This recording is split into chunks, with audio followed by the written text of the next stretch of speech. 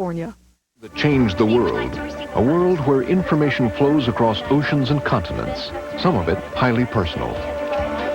You and I are counted and recorded and questioned and dossiered and filed, probably more than any people on Earth. The world at your fingertips. Coming up on The Machine That Changed the World. Funding is made possible by Unisys, meeting the mission-critical information systems needs of business and government worldwide. At Unisys, we make it happen. And by the 90,000 members of the ACM, computer professionals advancing human capabilities through information technology. And the National Science Foundation.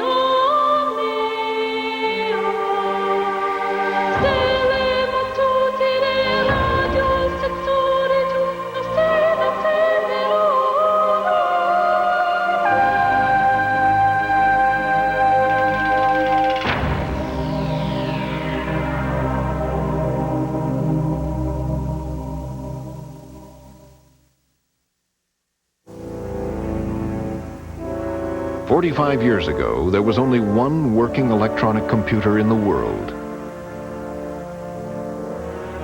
It filled a room and cost in today's money $3 million. And people at the time confidently predicted that the United States would only ever need 6 such machines. Today, there are millions of computers used for so many kinds of things that it is tempting to think that the main act of the computer revolution is over. But this view might be the most mistaken of all, for something profound is happening. Millions of computers all over the world are being joined together in networks. As the machines talk to each other, they are transforming the ways in which people interact, challenging the social institutions which have served us well for centuries.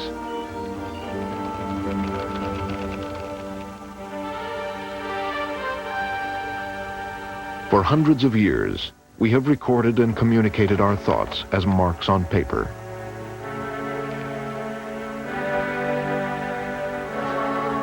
And stored them in places like this.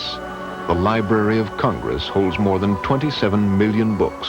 Hundreds of miles of bookshelves hold nearly the sum total of all human knowledge, and it's growing all the time. But today there is an alternative. Our ideas and thoughts can be stored as patterns of digital electronic pulses and processed by computers.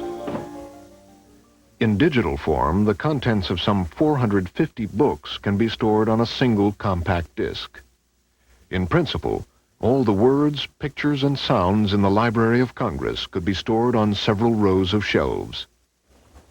And there are other advantages. With books, despite the best efforts of librarians, only things which have been anticipated in advance and indexed can be found.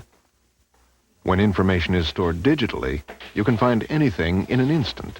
A title, subject, even a small phrase. Take the words "to be" or "not to be." The computer can search the 450 books for these words in a few seconds, revealing that it occurs not only in Hamlet, but in 6 other works.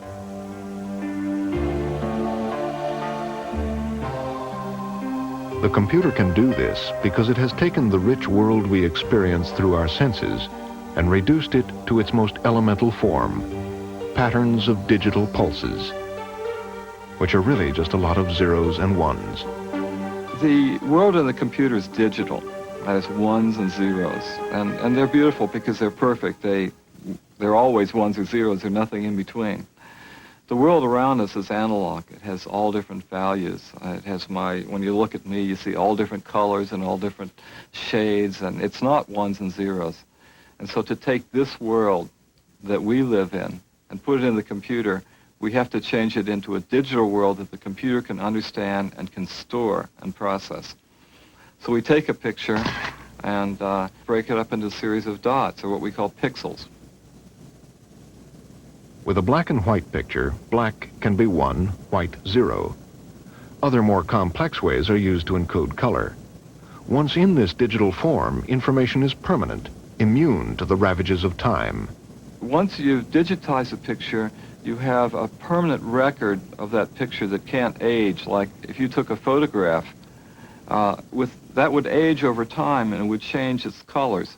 Whereas when you change it to ones and zeros, you have a perfect memory of it.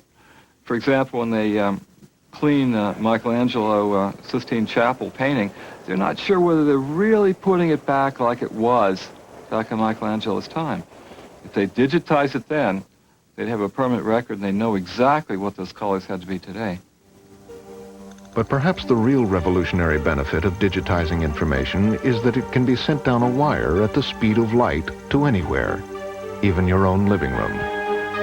By the 21st century, the art galleries, the libraries, the universities and museums of the world could be open for anyone with a telephone. While this vision of a digital home is not available yet, more modest services are on the market. For a few dollars a month, without leaving your living room, you can shop for almost anything. Check a movie review, or learn about exciting places. You can plan your next vacation or book your next business trip. And even find out what the weather is like.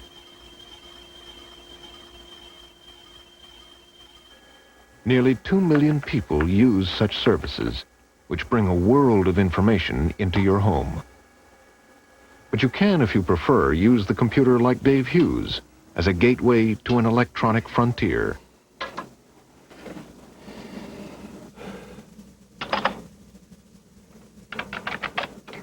To connect to the world, all Dave needs is his computer and a device called a modem, which connects to the telephone network. And so you have to dial, of course, the number. Now it's starting to dial. It'll go through lots of switches, and if it's not busy, we'll hear it. And you get very used to learning the sounds of phones around the world. It's ringing correctly. Here it comes. Now these two high-speed modems are interconnecting. And now I am in Tokyo, connected with my ID on a system. And so I go into eSpace. Now, of course, there's about 6,000 Japanese on here, and about maybe 500 of them handle English well enough to come into the English section. So we're now in the English section. And there's some things to read here. After reading his mail on the computer in Japan, Hughes can hop to a different computer in another country with just the push of a few buttons. We are connected to Tallinn, Estonia right now. One of the things that's happening is this disappearance of place as an attribute. What someone has said, the passing of remoteness. You know, you're no longer remote. When I'm sitting in my basement at home before my terminal, I'm connected. I'm plugged into the world. The great thing about it, it's computer-mediated form of communication, in that I don't have to know who I'm sending the message to. I can send a message out there to someone who saw that movie last night, whoever you may be. And the computer network will find that person and give it back to me. Okay, now let's see if I can get through to Saltrod, Norway, to a one-line bulletin board. Physically, Hughes hasn't left his chair, but his electronic presence has traveled half the globe in less than 10 minutes. This ability to receive and communicate digital information at great distances has led to new forms of social interaction. Billions of dollars, pounds, and yen pass back and forth each day between the world's financial centers. But no actual cash changes hands, only electronic pulses. though. It's 5,000 shares. The stock is now up to 850, up 19. Okay, I want to get a price, please, in bats on the opening. Home Depot is a quarter half, 5,000, 15,000. 25,000. Right, cancel the balance. This financial trader is in London. Okay. You get that, Rich? Well, what'd you... Well, actually, in percentage terms, that's a little bit of a This move. one's in Boston. Yeah, okay. What do you want to do? Although they are over 3,000 miles apart, linked by computer networks, they are part of a global financial community, Yeah. separated by space, Okay. but united by communication. It's amazing to me, having been doing this throughout the 80s and back into the 70s, that I can be sitting here and say the same thing. I am seeing exactly the same thing as someone in Paris, exactly the same thing as someone in London. There is no difference. I think that's amazing. I think that is absolutely amazing. When the New York Stock Exchange began 200 years ago, news of events in other parts of the world often took weeks to get to the traders. Messages could only travel as fast as the messenger.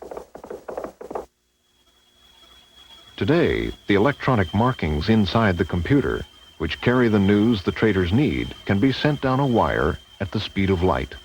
Gary? With their computers, traders are wired into the world. Distance is no longer an obstacle. I think that's it for Italy land. How are you getting on in Switzerland? Institutions like the New York Stock Exchange are still at the center of much of this activity. Hundreds of millions of shares of stock are traded here every day. The orders to buy and sell huge numbers of shares are placed with middlemen called brokers on the floor, and they come from traders around the world who speak a language all their own. On the sell side, Bobby, General Electric, it's going to open up. Everything's going to open up. That's fine. Take advantage of it. I got 100 for sale. Maybe do 20 if it's going to open nicely and then work the rest of the day. Have you got a report for us in ICI? I see they traded an eighth on the opening. They have traded higher. I don't know what your form is, but if we take the stock at 2, we get a turn on it. Well, do you want me to do it for you? I've got no book. I'll do what you like. Yeah, well, if you could take him, well, up for 100. On the Coda? The stock market, once buried under paperwork, can now handle as many trades in a day as it once did in a week. 3.85. But do buyers and sellers who communicate through wires have any need for middlemen?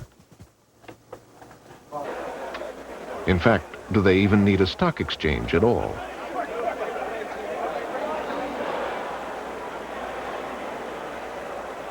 One day, the floor of the New York Stock Exchange may look like this. This is the floor of the London Stock Exchange.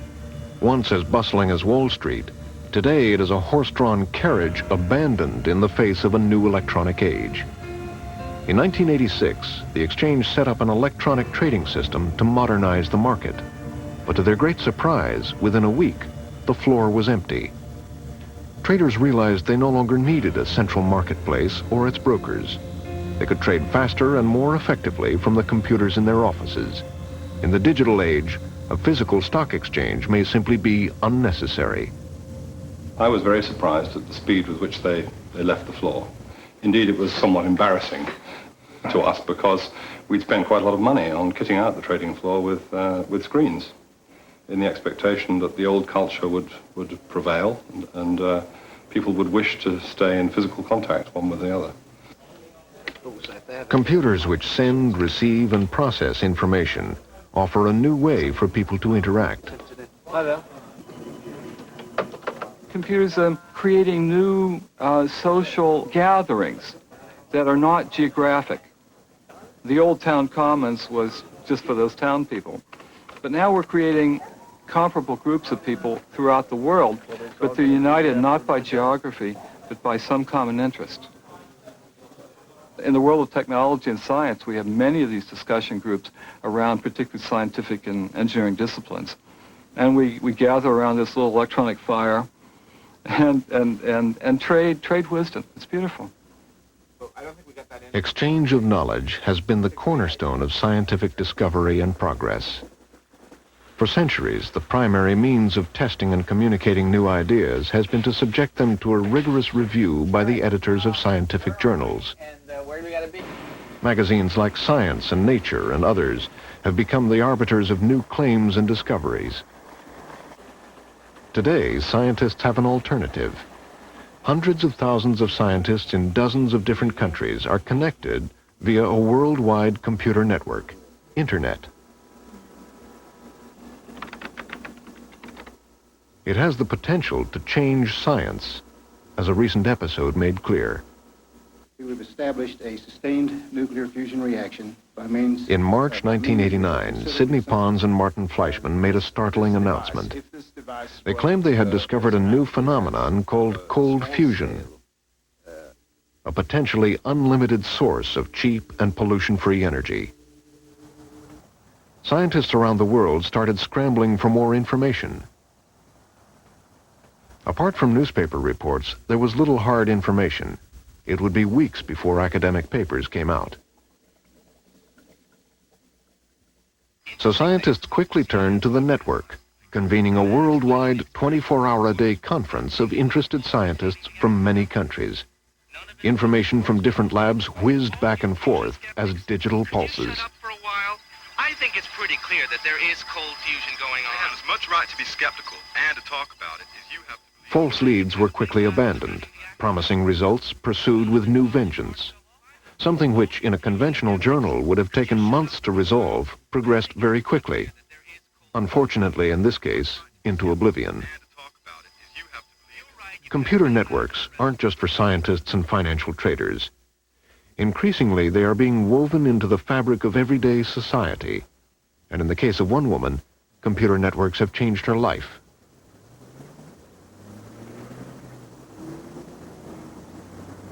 Theo Groothoff has been confined to a wheelchair since a car accident left her partially paralyzed. Although she's learned to live with her disability, she still misses the simple pleasures of mingling with people in the outside world. But with her computer, Theo is now connected to a whole network of new friends through a system called SeniorNet.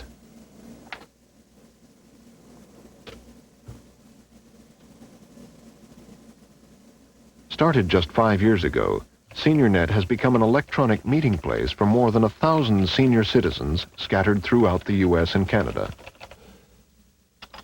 I need people. I cannot do without them.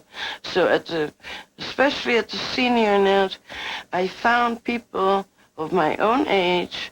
I knew what they were talking about, and they know what I'm talking about. Colette, have you ever heard of or been to the New Jersey... Dear Joan, such a worthy cause. Inga Manoliva, I have no bread machine. I was just Dear trying to Will, poke a little fun. Isn't it maddening that people think because the body is old and looks frail that the mind is too? The computer age has already come to enthusiasts, to scientists, and to financial traders. But all of our lives are touched by the new digital world.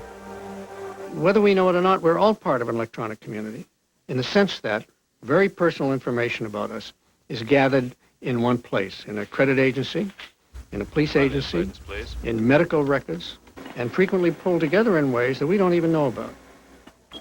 Nearly every person in this country has an electronic presence, a compilation of the electronic traces we leave behind.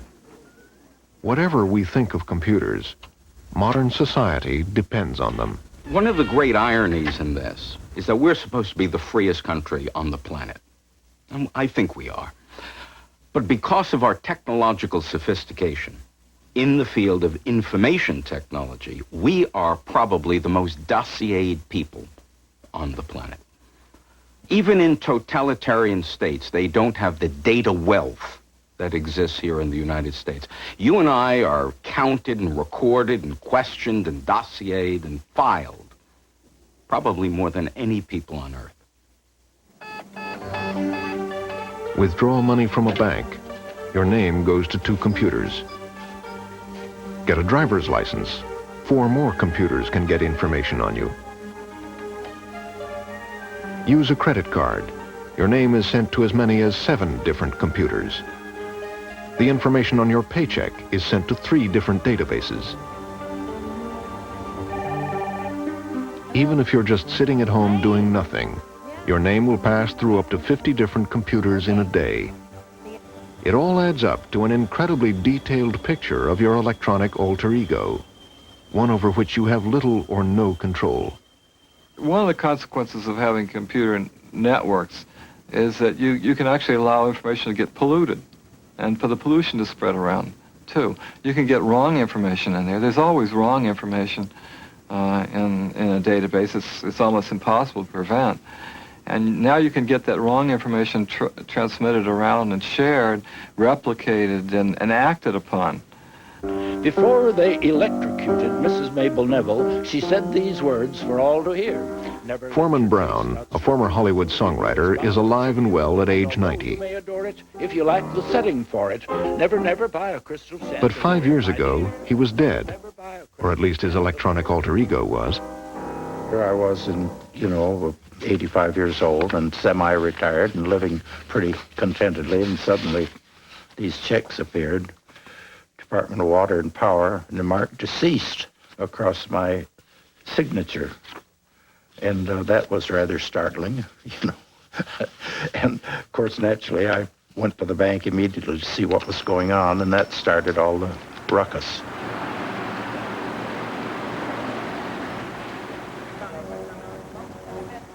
Brown left, assured by the bank that the matter would be resolved.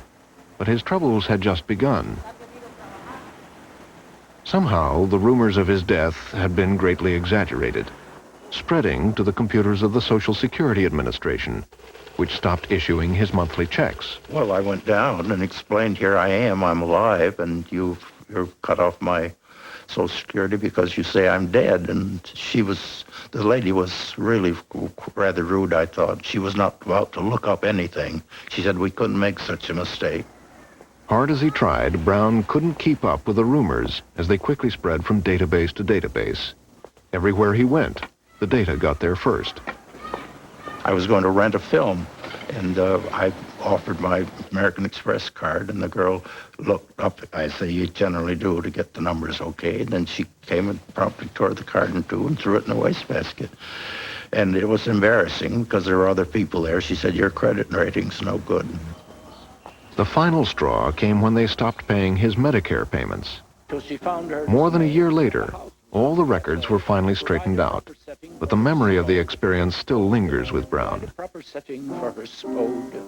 It just seems so little you can do about it. Everything is in somebody else's hands, and you have to rely on their goodwill to fix things, and eventually it works out, I guess. She would have to get a more distinguished mate. Oh, yes, she would have to get a more distinguished mate. Foreman Brown's ordeal is not an isolated case. Thousands of lives are disrupted every year by faulty data spread by databases. Trying to catch up with a piece of information, correct an error in the system. It's like running after a greased pig. Even if you get your hands on it, you're not going to hold it. If there's an error in your credit file, and that information has been given to 3 insurance companies, a medical information bureau, 5 credit grantors, and 6 employers, you're never going to be able to catch up with it. A recent study of credit agencies by Consumer Reports found that nearly half of all files examined contained inaccurate information. 1 out of 5 files had major inaccuracies which could ruin a person's credit rating. It isn't just false information that can be damaging. Our electronic presence reveals many things about us which we might not want others to know. Normally, we decide what information we share with people. There is the most personal information we only share with our intimate friends. Great. Yeah. There are the things we talk about with our family and acquaintances. Hey, how was the picnic? It was fun. I'm glad I went, actually. I'm going to Chicago on the 10th, evening of the 10th. There are matters we discuss with business colleagues. Origins conference on the 11th. I'll meet Peter and the Johansons there. Now, what time do you get into And there are even things we are willing to tell to strangers. Okay, so up about a block on my right-hand side. But there are few such choices in the digital world. Total strangers can scrutinize the electronic traces of our lives, the restaurants we eat at, the hotels we stay at, and the goods we buy. It isn't a case of, if you're innocent, why are you worried about what people will find out about you? It's a matter of self-knowledge, dignity, and the decision that each person should make which of his or her inner thoughts and feelings should remain private, subject to change and consideration, and which, in a sense, shall be a public snapshot that'll be recorded someplace, which will then establish you in the eyes of someone else in ways that are very narrow, shallow, and possibly false. So you would like to receive the product still. So the total package would be $29.90 for the bench buster and the VitaGuard guide. All this data gathering has provided work for millions of Americans who make a living typing data about us into computers. Ironically, these information workers may be monitored more closely than anyone. For the work they do leaves a record, which means that someone in another office can, if they choose, monitor exactly what they type, how fast they type it, and when they stop for a break. Probably no group in the workforce is more closely monitored or has less privacy than the folks who deal with information, because every aspect of what they do, by the very nature of the technology, is recorded. Those people really live in a prison. They live in an informational prison.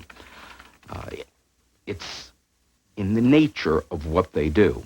Now, I can see and have believed for some time that employee privacy is one of the great workplace issues of the 21st century.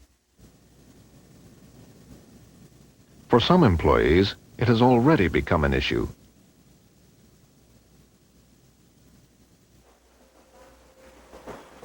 Harriet Topitzes claims she has been monitored for years by her employer, TWA. This electronic timesheet details a TWA phone agent's typical workday. It shows how many calls she answered, how long each call took, how much time she paused between calls, and how long her breaks were, down to the second. Managers use these timesheets to reprimand workers for talking too long on the phone or taking too long a break. This is an electronic sweatshop where you have the sophistication of the computer and management demanding that you work harder and faster continuously. That round-trip airfare would be only $377. It's not a way that the human body can work. You break down, just like a machine breaks down. And that's the whole point here. They're trying to make robots of us. Not for the first time, a new technology has come into conflict with our social systems. Computer technology is changing at such an enormous rate. I mean, the technology is being overthrown about every 3 or 4 years. And social systems move much more slowly. So you get the computers moving like that and the social system just sort of creeping along. So there's always going to be a difference between the two. The greatest fear I have is that we become so comfortable with the technology, that we get so many benefits from the technology, that we are anesthetized by the technology. It may well be that we are just going to sleep, that we're just not caring or understanding enough to take that step back and say, wait, this is great stuff. These are wonderful machines. But let's keep it on the plus side. Let's make sure that we understand what the deleterious side effects are. Let's control the technology. Don't let the technology control us. 5/8 for 500 ITS. As the financial traders have discovered, controlling a new technology is no easy task. 6 now earned, 335. That's 78. That's 82. I leave 1,800 shares. Connected by computer networks, traders all over the world anxiously await the opening bell of the New York Stock Exchange. In the frenzy that will follow, millions of dollars will be made or lost at the push of a button. Right, buy 30,000 from Richie. sell you Make it 30,000, 40,000, 21. 50,000. A half by base, 2,000. Donna, what are you giving me? 5,000. My bid, my offer. Sell 10,000 Glaxo, 30 3/4. 31.4, Rich, 31.4. 64 1/4 plates with 12,500 ICI. 35 points on the upside. That's just the beginning. It's a half to go orders, Depot. 1,000 more trades of 5/8. A half to go orders, 2,000, 10,000, HD. The stock market has always been a hectic place. Today, with computers and computer networks, the market moves so fast that traders can barely keep up. Interesting. Good evening. This is the CBS Evening News. Dan Rather reporting. On October 19th, 1987, things got completely out of hand. They're calling it the Monday Massacre, the worst drop in Wall Street history. Hour after hour today, wave after wave of selling hit the stock market. A selling panic, the professionals call it. By the closing bell, the Dow Jones Industrial Average was in the steepest fall in its 103-year history, down more than 500 points. Computers kicked off some selling programs. Many experts believe that computerized trading, so-called program trading, was partly to blame for this disaster. In program trading, special computer programs spot trends and incite traders to buy or sell huge quantities of stocks faster than humanly possible. These trades, in turn, may be detected by other trading programs, triggering them to buy or sell. Very quickly, an avalanche effect can build up, causing wild swings of the market. Since the '87 crash, the New York Stock Exchange has imposed new procedures to intervene and, in effect, slow down computerized trading.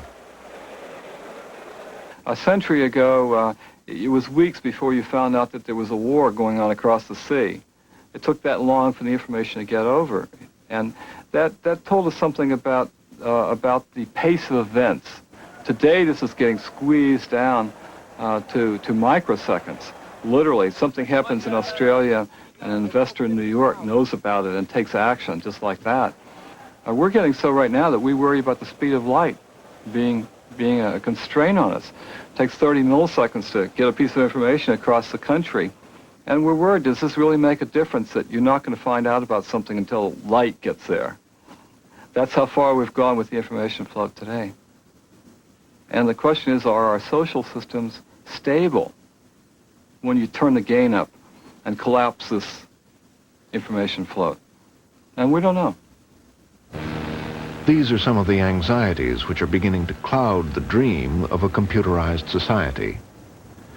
This place may well be first to find out whether the dream is turning into a nightmare. It has started one of the largest social engineering experiments involving the most complete use of networked computing. This experiment is not in Japan, the USA, or Western Europe, but in Singapore.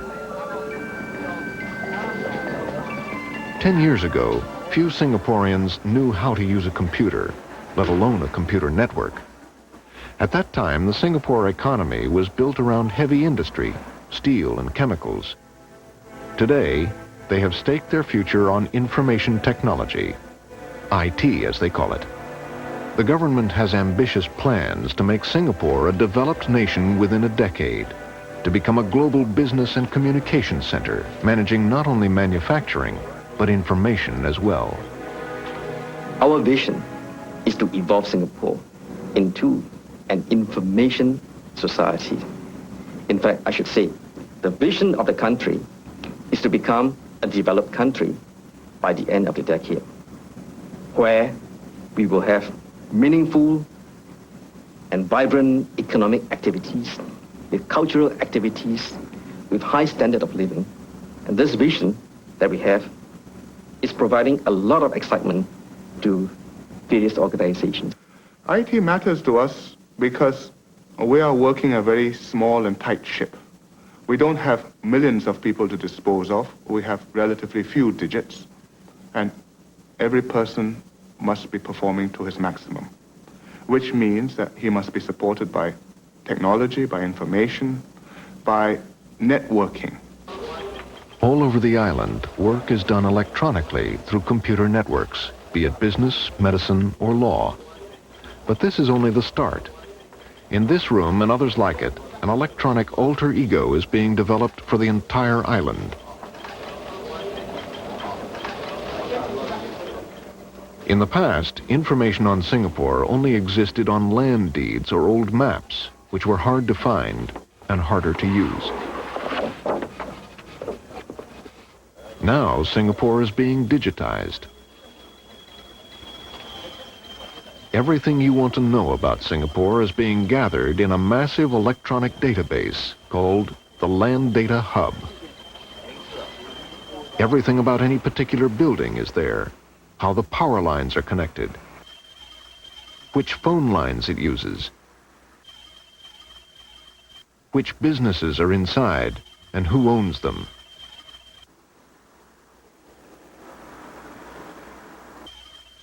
A social engineer's dream, this electronic alter ego is a dynamic record of the entire island of Singapore. For this society to succeed as an information economy, everything, including getting to and from work, must be done with electronic efficiency. From the moment passengers enter Singapore's modern subway system, their electronic alter egos are tracked by the system's computers, generating a wealth of information for subway officials. Well, we know practically everything about the traveling pattern of a passenger. We know where he buys his ticket, when he buys his ticket. We know where he enters the station, what time he enters the station, what kind of ticket he uses, where he gets out of the station, or which station he gets out at what time. So practically everything we wanted to know. It's not just the traveling habits of Singaporeans that attract the attention of government officials. With computers linked by networks, the government maintains extensive dossiers on every Singapore citizen. Your attention, please. Passengers are reminded that it's an offense to smoke, eat, or drink in MRT stations and trains. The offense carries a maximum fine of $500. Please help us to keep the MRT stations and trains safe, clean, and comfortable.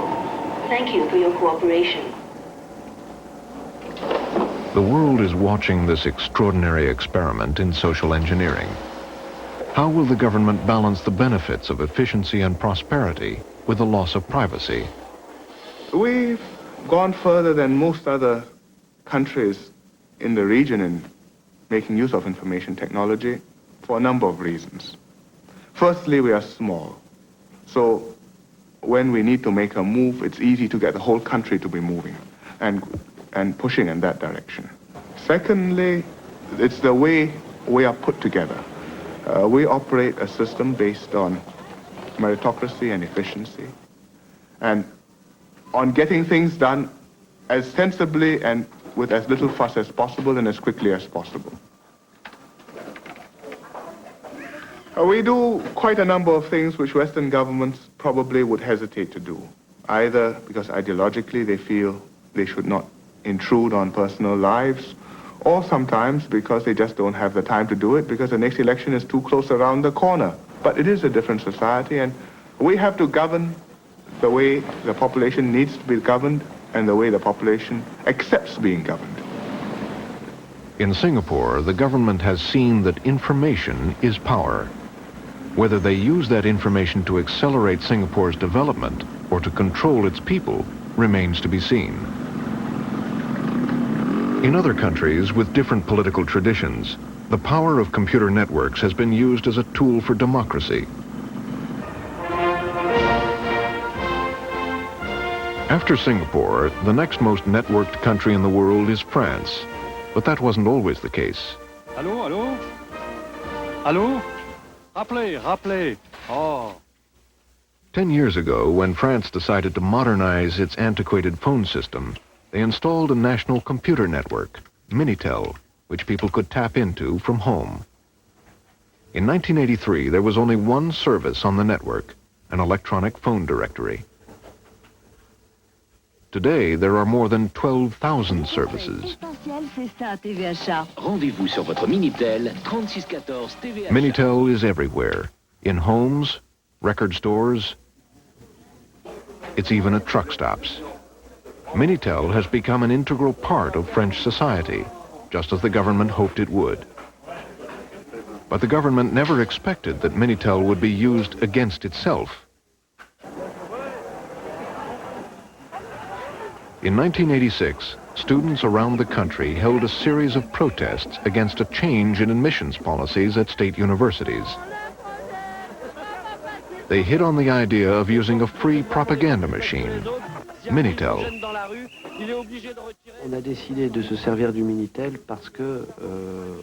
We decided to use Minitel because the movement was all over France and we wanted a way to communicate quickly between organizers and universities.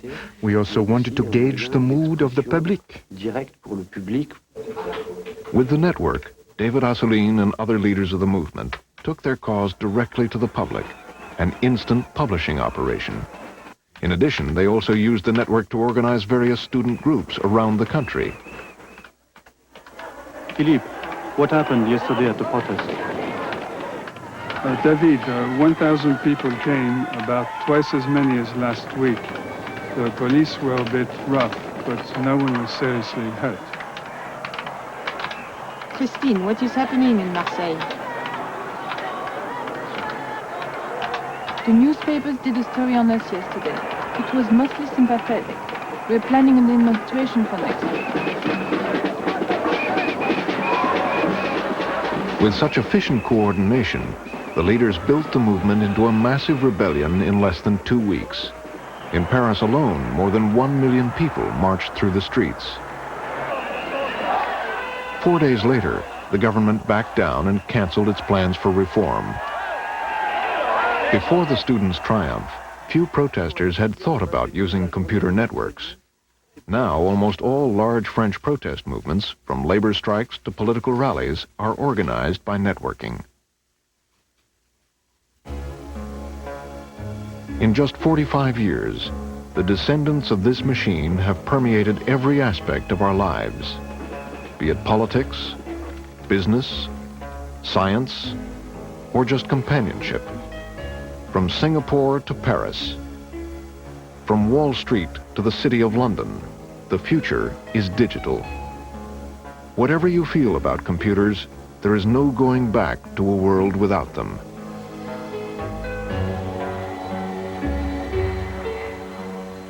We depend on computers every bit as much as we depend on the planes we fly in, the roads we drive on, and the bridges we cross. All these things support our complex ways of life. The problem is that bridges are made of steel and mortar. Build it strong and it will stay up. But the computer's foundation is less tangible. Computers depend ultimately on software, which can contain millions of lines of code, all written by human beings.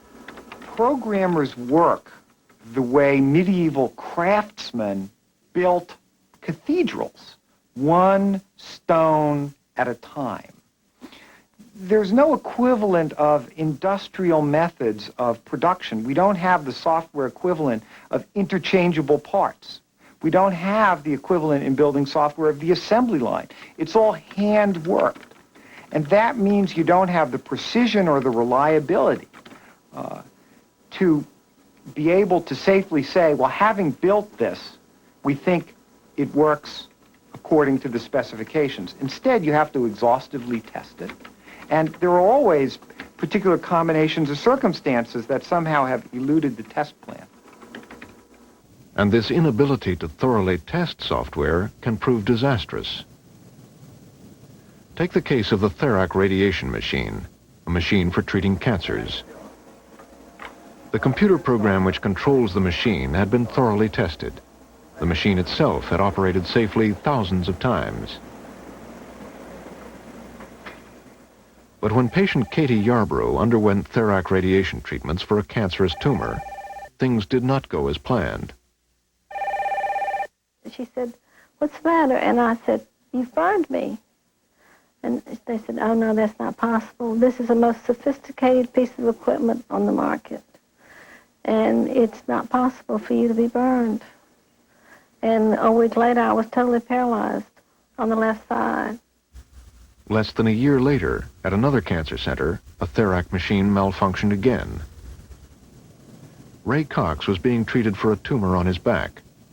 6 months later, he died. In fact, the Therac radiation machine had a software bug in it. When the operator made a mistake setting doses and corrected it in a particular way, the machine ignored the change and emitted a powerful blast of radiation. Instead of a normal dose of 200 rads, Katie Yarborough was hit with 20,000. Since the installation of new software and extra safeguards, the Therac 25 has been free of problems. Faulty software in one machine is frightening enough, but when connected to a computer network, the potential effects can be devastating, because nearly everything which happens in a network is controlled by software. It's curious about computer networks today. I think that they're very robust in one sense and fragile or vulnerable in another sense. You can go out and physically damage networks, drop bombs on them, cut lines, and they still work. And yet they're vulnerable to little information damages. They're vulnerable to mistakes in computer programs that run them. Imagine a program that has 2 million lines of code that are the instructions that run it. It's guaranteed that they're not all right, that there have to be mistakes in that. It's beyond human possibility to make that entirely right. They're just waiting to happen. And on January 15th, 1990, happen it did. About 2:25 yesterday, Eastern Time, a software problem occurred in the network. Preliminary indications are that the trouble was in the signaling system spread rapidly throughout the network. The AT&T telephone system, which had run for 30 years without a major hitch, was crashing. Technicians watched in horror as line after line began to fail.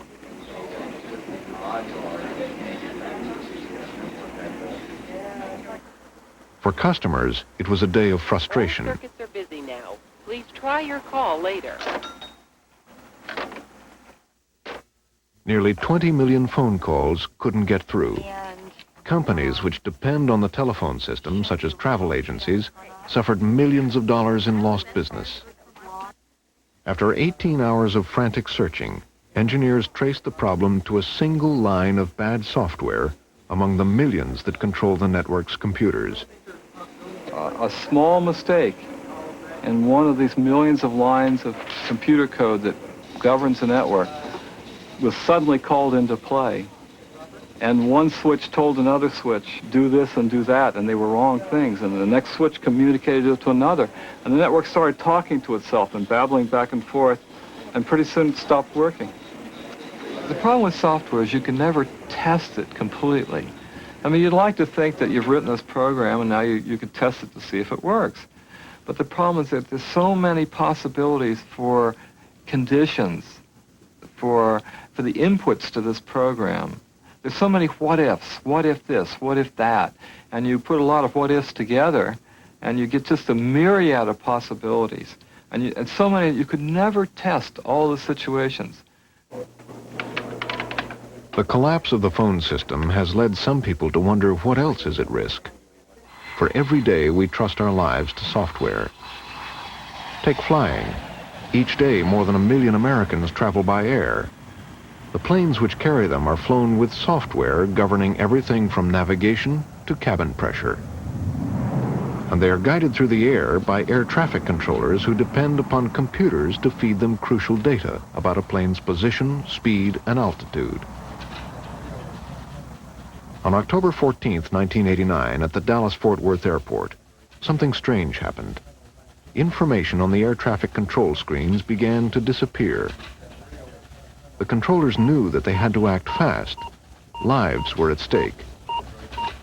This is not a job where you can say, hold on a second while we get the thing operating again. The aircraft are still flying. They're still in our environment. They're doing 250 knots.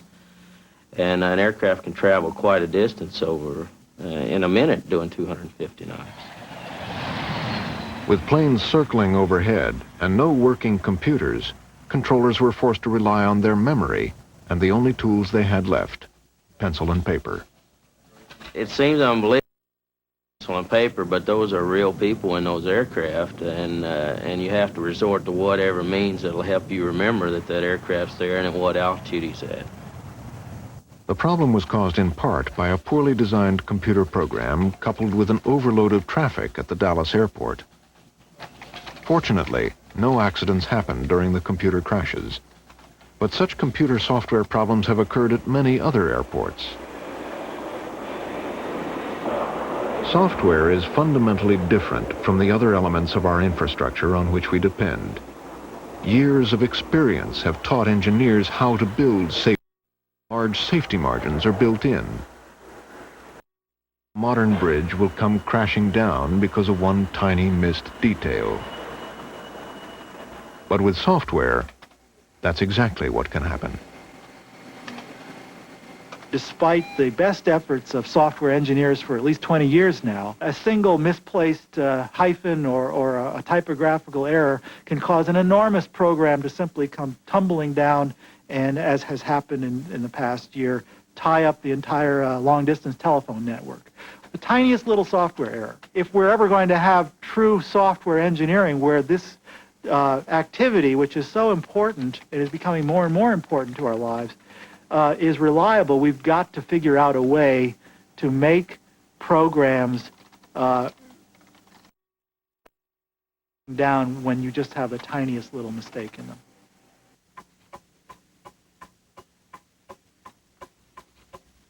There is a remarkable irony. The story of the computer began 150 years ago because one man, Charles Babbage, was worried about the errors which human beings, called computers, made when calculating mathematical tables. Because engineers and navigators relied on these tables, mistakes could cause ships to get hopelessly lost or run aground.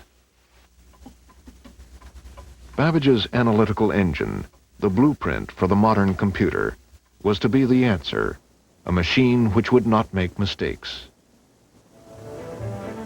In time, the machine that Babbage dreamed of would indeed be built. It would compute numbers faster and more accurately than any human could, but it would also lead to things we would never have imagined.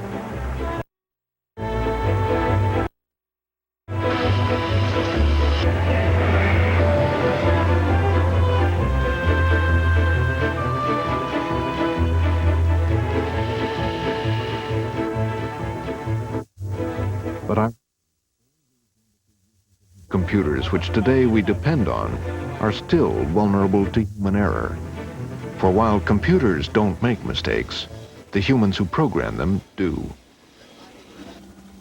We go forward into the future knowing this. But what kind of world will it be? Computer manufacturers certainly have their own ideas about the digital future. Most see computers getting smaller and more powerful. Keyboards will disappear, and one day we'll instruct computers with our voices.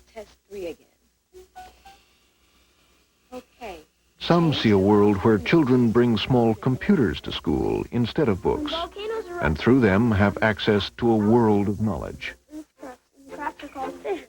I knew that. What's it really look like? This is what a volcanic eruption looks like in real life. Intervals.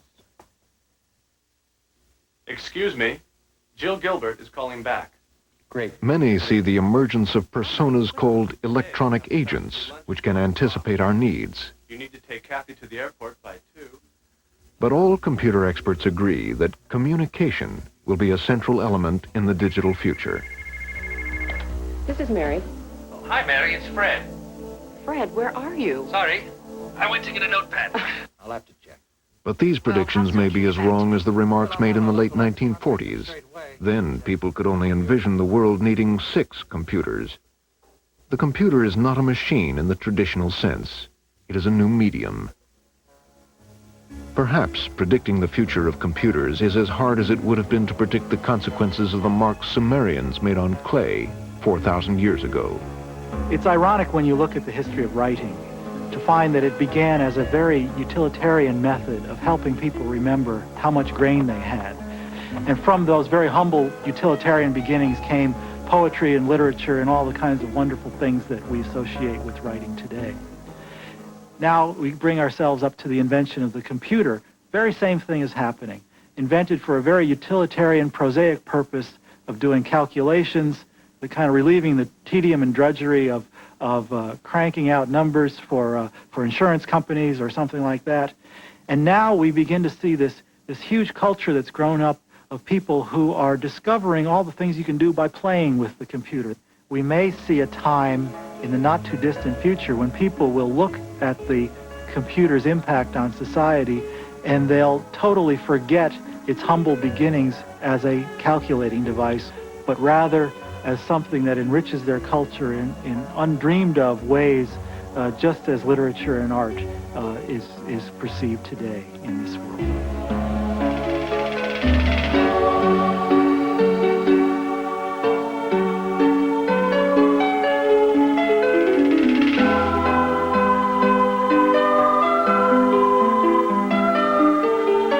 Millennium Tribal Wisdom in the Modern World premieres next Monday at 9 p.m. Stay with OPB for In Two Minds, Madness by Jonathan Miller is next.